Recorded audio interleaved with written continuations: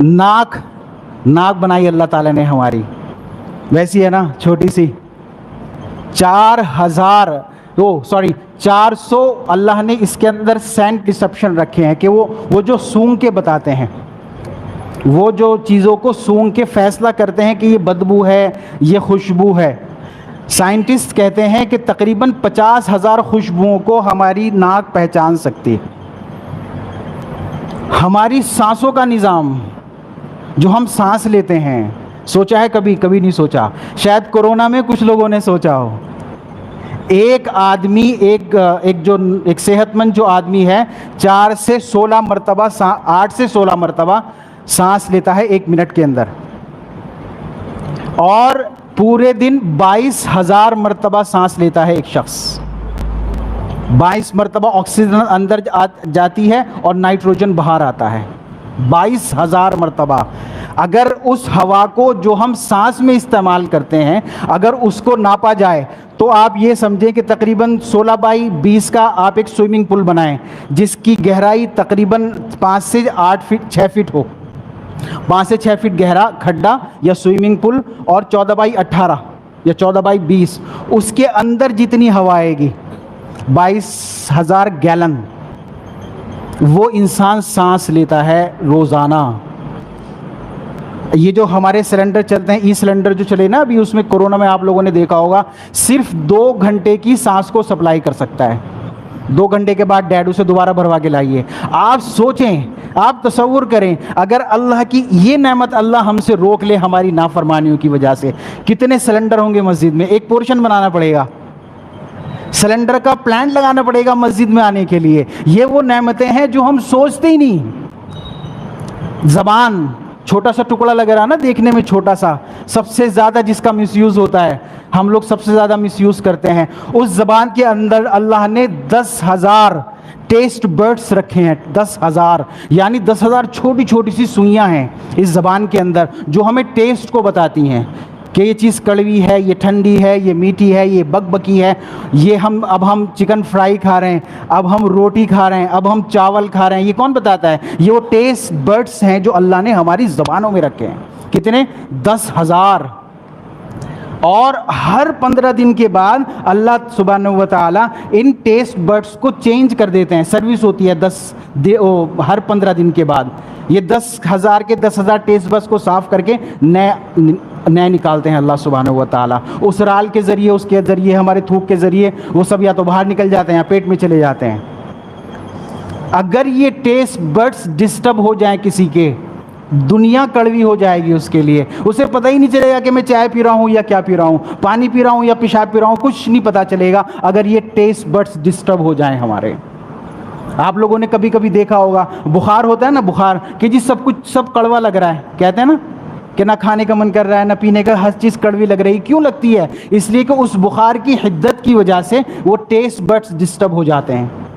कभी आप कुछ बहुत तेज़ गर्म चाय या पानी वगैरह पी लें तो जिस हिस्से पे वो सबसे पहले जाएगा उस हिस्से को वो डिस्टर्ब कर देता है, वहाँ जायका ही नहीं लगता, क्योंकि टेस्ट बस डिस्टर्ब हो गए। ये मैं वैसे 2-4 आपको जल्दी बता रहा हूँ। ये वो नेमतें हैं जो हम 24 घंटे लेके फिर रहे हैं। ब्रेन दिया अल्लाह ने हमें, दिमाग दिया। अभी रिसर्च हुई है ब्रेन के बारे में, 2.5 मिलियन GB।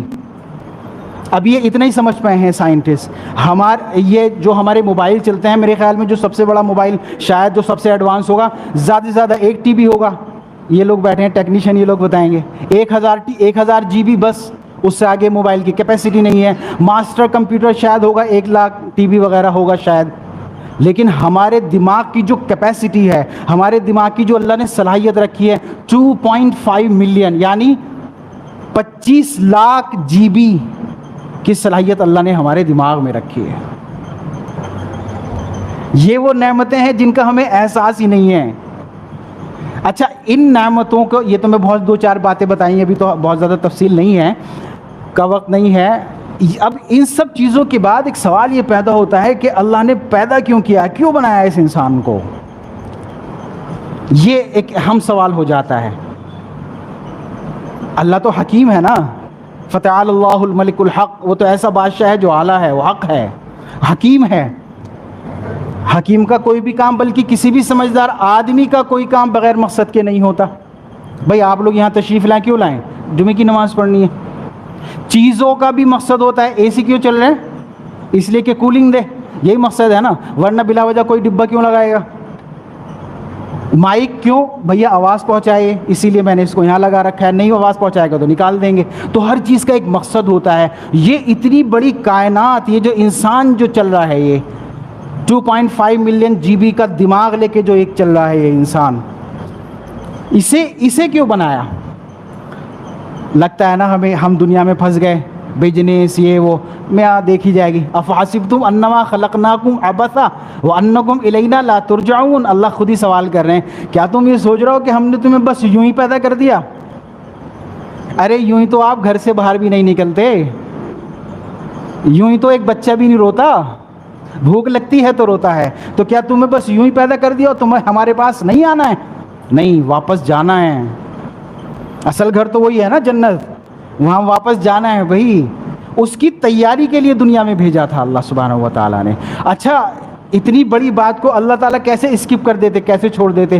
خود ہی فرما دیا، وَمَا خَلَقْتُ الْجِنَّ وَالْإِنسَ إِلَّا لِيَعْبُدُونَ، کہ میں نے تمام جنات اور تمام انسانوں کو اپنی عبادت کے لیے پیدا کیا ہے، اپنی عبدیت کے لیے پیدا کیا ہے، اپنی ماننے کے لیے پیدا کیا ہے۔ یہ ہے اصل مقصد انسان کی تخلیق کا۔ اللہ اس سے منع نہیں کر رہے ہیں کہ آپ بزنس نہ کریں صاحب، یہ عبادت کا مطلب یہ نہیں کہ جی سب کچھ چھوڑ چھاڑ کے جو ہے مسجد میں آ کے بیٹھ گئے، یہ مقصد نہیں ہے عبادت کا۔ یہ تو ایک بہت، میرے خیال میں 5% جو پورا جو عبادت کا جو کانسیپٹ ہے یا جو تصور ہے اسلام کا، اس میں صرف 5% شاید یہ ہو کہ صاحب نماز پڑھ لی 5 وقت کی، روزے رکھ لیے، زکوٰۃ رکھ لیے۔ عبدیت کا مطلب یہ تھا کہ میں نے تمہیں اپنا بندہ بنا کے بھیجا ہے، میری ماننا، ہر چیز میں میری ماننا۔ آنکھیں چاہ رہی ہیں کہ بھائی اب ایک نئی سیریز لانچ ہوئی ہے، آج کل سیریزیں چل رہی ہیں نا نیٹ فلکس پہ، میں اپنے نوجوانوں سے کہہ رہا ہوں، اپنے بڑوں سے بھی کہہ رہا ہوں کہ صاحب نئی سیریز لانچ ہوئی ہے صاحب، وہ ضرور دیکھنی ہے۔ اللہ اور اس کے رسول منع کر رہے ہیں کہ نہیں، اب بس چیزوں میں اپنا آپ کو ہلاک مت کرو، تم بہت قیمتی ہو، تم اپنے آپ کو قیمتی چیزوں میں لگاؤ۔ اب آنکھوں کو ان چیزوں سے روکنا ہے، بس اس لیے پیدا کیا تھا بالکل۔ لیکن کیا ہوا؟ مقصد سے ہٹ گئے۔ اللہ کا تو تصور آتا ہی نہیں جمعے کے علاوہ، اپنا بزنس، اپنا یہ دھوکے بازی، چیٹنگ، یہ بس دنیا دنیا دنیا آ جائے۔ اس کی وجہ سے پریشانیاں بھی شروع ہو گئیں۔ آپ نے اللہ کا بندہ بننا چھوڑا، اللہ نے آپ نے اللہ کی ماننی چھوڑ دی، دنیا نے آپ کی ماننی چھوڑ دی۔ دیکھ لیجیے آپ، نہ ہماری بیویاں ہماری مانتی ہیں، ہم نہیں مانتے نا۔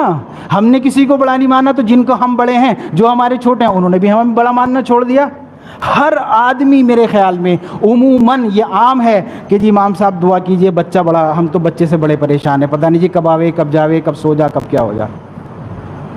ہے نہیں ہے یہ سب؟ کیوں ہو رہا ہے؟ چونکہ آپ نے خدا کی نہیں مانی تو وہ بھی آپ کی نہیں مان رہے، اپنا ہی نقصان کیا، مقصد سے ہٹ گئے نا۔ اللہ سبحانہ و تعالیٰ کو اپنا معبود ماننا تھا، بڑا ماننا تھا، بندہ بن کے رہنا تھا، تو اب پریشانیاں شروع ہو گئیں۔